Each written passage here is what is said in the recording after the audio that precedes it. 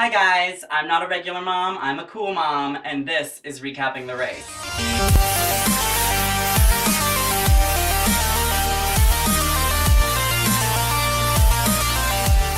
So if you have not caught up on the most recent episode of RuPaul's Drag Race and RuPaul's Drag Race Untucked, and you're gonna be super pissy about it if someone spoils it for you, but you're still watching this video for some reason, then here's your spoiler alert, go to your room. We start off right after Robbie Turner's elimination, and Derek Barry is talking about, oh, there's at least 3 girls in this room that want me to go home right now. 3 girls in that room and about 3 million at home. I love a good cross promotion, so I love that they were having like underwear model, which one's a top, which one's a bottom. And when Derek Barry put most of them in the bottom bunk, I was like, oh my god, queen, they're not all bottoms. And then they were! That was the gag, it's just like real life. Like, and everybody's like, oh yeah, mask for mask, but totally fuck me. So this is the second time the show has done political realness, like drag president, and I think it's really important because you have to get out and vote. I voted today, Bernie Sanders, don't tell anybody. So they put the girls together with people they've already sort of have beef with, so they can be like rival politicians. So of course you get Thorgy and Chi-Chi because they just had a big fight, and you get Bob and Derek because they've been fighting since the first episode of Untucked. And then you're left with Kimchi and Naomi because there's no one else there. I really liked Derek's politician look. It was sort of like a cross between Michelle Bachmann and Julie Louis-Dreyfus from Veep. I really enjoyed it. Though you would think when a bitch has a 5 head, she would pull her wig forward at least to give herself a 4 or a 3 head. Or maybe do some shadowing. Something has to go on there to pull that shit forward. Unless that was the look she was going for, which, let's be honest, none of us think that was.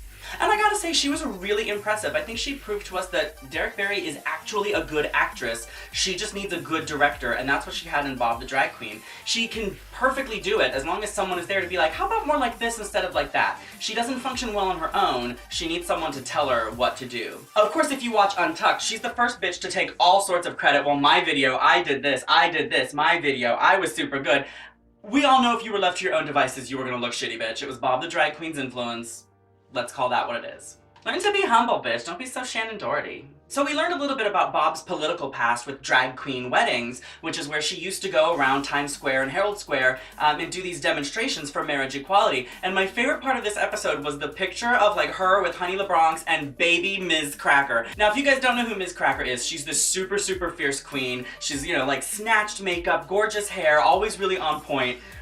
But this was a picture from when she had just started doing drag, and I know she had to have gagged a little bit when it ended up on air. Like, normally she's really super beautiful, but in this picture she just kind of looks like a Jewish boy with a wig on. Shalom! But I love her. If you don't know Ms. Cracker, look her up. M-I-Z Cracker. Trust me. And if you're a black man, send her a dick pic. Send me one too while you're at it. Why not? So we hit the runway, and thank Jesus, Naomi Smalls finally wears some fucking titties. And this is what gets me. Everybody was gagging, oh, she's padded, she looks so good, she's padded.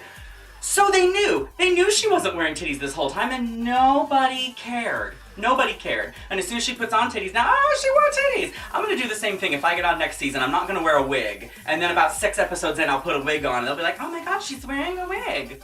Girl.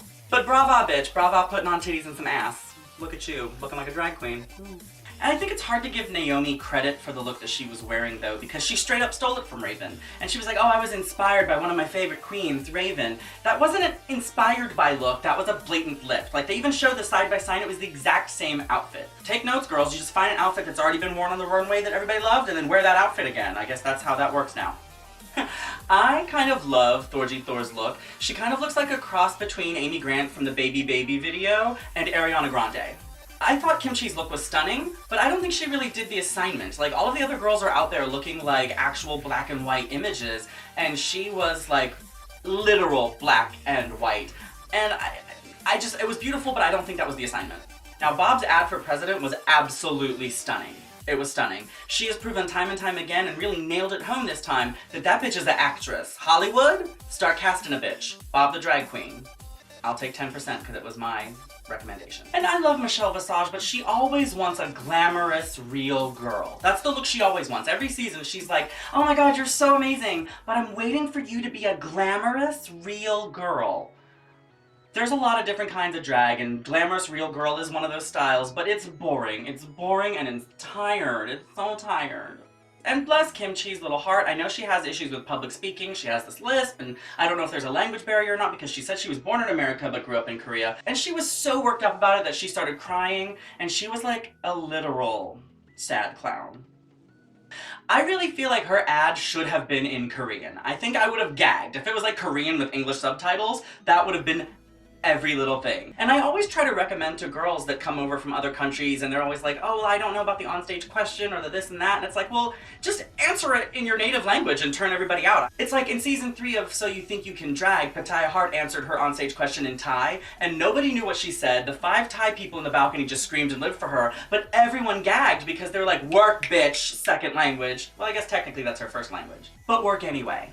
You know what, next week's episode is going to be entirely in Hungarian with English subtitles. You watch. I'm not doing that, I'm really not. Don't get excited.